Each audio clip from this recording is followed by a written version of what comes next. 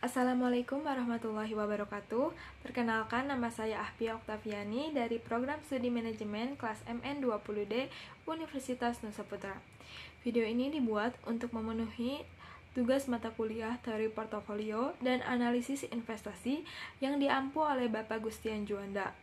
Pada video kali ini, saya akan membahas mengenai return dan risk portofolio.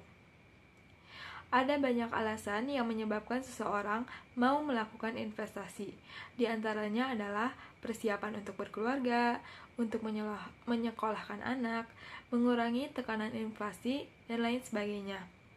Pengelolaan uang yang baik dengan melakukan investasi berarti seseorang ingin mempunyai masa depan yang lebih baik.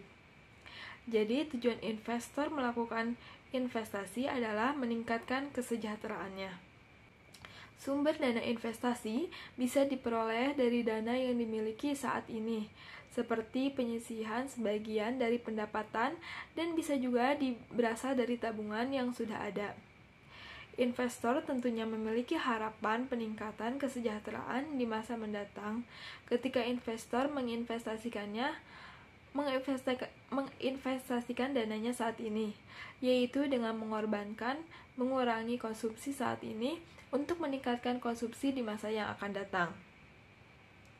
Ketika investor melakukan investasi, tentunya investor tersebut akan mempertimbangkan setidaknya dua hal, yaitu return dan resiko dari investasi yang dilakukan. Return berhubungan dengan imbalan yang diperoleh di masa yang akan datang, dan resiko berhubungan dengan ketidakpastian dari imbalan yang akan diperoleh. Alasan utama mengapa orang berinvestasi, khususnya saham, adalah untuk memaksimalkan return, tanpa melupakan faktor resiko yang harus dihadapinya. Return merupakan faktor yang dapat memotivasi seorang investor untuk berinvestasi dan juga membuat investor berani. Kemudian, saya akan menjelaskan tentang pengertian apa itu investasi. Investasi adalah salah satu faktor strategis dalam kegiatan perekonomian. Investasi juga biasa disebut dengan penanaman modal. Investasi adalah aktivitas penanaman uang atau modal atau aset berharga untuk tujuan memperoleh keuntungan. Pihak atau orang yang melakukan investasi disebut dengan investor. Kemudian ada jenis-jenis investasi. Ada beberapa jenis atau bentuk investasi. Di antaranya adalah investasi properti, investasi emas, investasi reksadana, investasi deposito, investasi saham, investasi cryptocurrency. Kemudian saya akan menjelaskan apa itu investor. Investor adalah pihak yang melakukan investasi dengan membeli aset keuangan dan mengharapkan kenaikan harganya pada saat ia akan menjual asetnya. Investor digolongkan menjadi dua, yaitu investor individual dan investor institusional, yang biasanya terdiri dari badan perusahaan maupun lembaga. Kemudian, saya akan membahas tentang return dan risk. Yang pertama ada return. Return adalah imbalan atas keberanian investor menanggung resiko, serta komitmen waktu dan dana yang telah dikeluarkan oleh investor. Return juga merupakan salah satu motivator orang melakukan investasi. Sumber-sumber return terdiri dari dua komponen, yaitu yield dan capital gains atau loss. Dengan demikian, return total investasi adalah return total sama dengan yield ditambah dengan capital gains atau loss. Kemudian ada yang disebut dengan risk atau resiko. Resiko adalah kemungkinan perbedaan antara return aktual yang diterima dengan return yang diharapkan. Sumber-sumber resiko suatu investasi terdiri dari resiko suku bunga, resiko pasar, resiko inflasi, resiko bisnis, dan resiko finansial, resiko likuiditas, resiko nilai tukar mata uang, resiko negara atau country risk.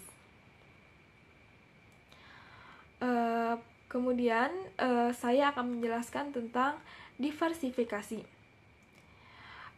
Untuk menurunkan resiko portofolio, investor perlu melakukan diversifikasi dengan membentuk portofolio sedemikian rupa sehingga resiko dapat diminimalkan tanpa mengurangi return yang diharapkan. Diversifikasi bisa dilakukan dengan yang pertama ada diversifikasi random, yaitu dengan cara memilih aset yang akan dimasukkan dalam portofolio secara acak.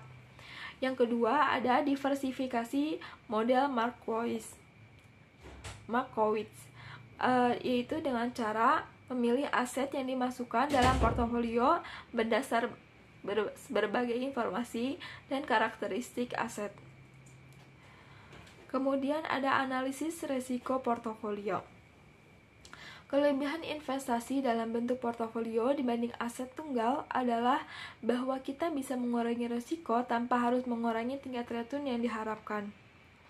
Logika yang dipakai dalam konsep portofolio hampir mirip dengan logika pengulangan risiko dalam prinsip asuransi, di mana perusahaan asuransi akan mengurangi risiko dengan membuat sebanyak mungkin polis asuransi. Selanjutnya ada estimasi return dan risk portofolio. Return yang diharapkan dari suatu portofolio bisa diestimasi dengan menghitung rata-rata tertimbang dari return yang diharapkan dari masing-masing aset individual yang ada dalam portofolio. Dalam menghitung risiko portofolio, ada 3 hal yang perlu ditentukan, yaitu yang pertama, varian setiap sekuritas, yang kedua, covariance antara satu sekuritas dengan sekuritas lainnya, yang ketiga, bobot portofolio untuk masing-masing sekuritas. Kemudian saya akan membahas kesimpulan dari materi yang saya sampaikan. Kesimpulannya adalah jika seseorang investor hendak melakukan investasi pada lembaga keuangan, maka investor tersebut pasti menginginkan return yang paling tinggi dari setiap investasi yang dilakukan. Investor juga menyadari jika ingin menghasilkan return yang tinggi, maka resiko yang dihadapi juga pasti tinggi. Perlu diingat, return dan risiko seperti dua sisi mata uang yang saling berdampingan. Hal ini mengandung arti bahwa dalam berinvestasi, ketika seorang investor menghitung return yang diharapkan, maka investor juga harus memperhatikan risiko yang ditanggungnya. Untuk itu, maka seorang investor juga harus memikirkan risiko yang mungkin terjadi terhadap investasi yang akan dilakukannya. Karena hubungan antara return dan risiko itu sifatnya searah, maka semakin besar tingkat return yang kita peroleh, maka semakin besar juga risiko yang akan kita tanggung. Agar kita dapat melakukan estimasi return dan risiko portofolio, maka yang harus kita lakukan adalah menghitung return harapan dan juga menghitung risiko dari kumpulan aset individual yang dikombinasikan dalam portofolio. Untuk memperoleh return dari portofolio aset yang dimiliki, kita dapat menjumlahkan semua return harapan dari aset individual yang kita pilih dalam portofolio aset kita. Sedangkan untuk menghitung risiko suatu portofolio, kita tidak boleh hanya menjumlahkan risiko dari aset individual yang ada dalam portofolio aset, tetapi juga harus mempertimbangkan komponen risiko akibat keterkaitan antara aset tersebut. Dengan kata lain, kontribusi risiko aset individual terhadap risiko portofolio terdiri dari komponen varian dan covariance aset tersebut dengan aset-aset yang lain yang dilibatkan dalam portofolio. Mungkin cukup sekian yang dapat saya sampaikan. Wassalamualaikum warahmatullahi wabarakatuh.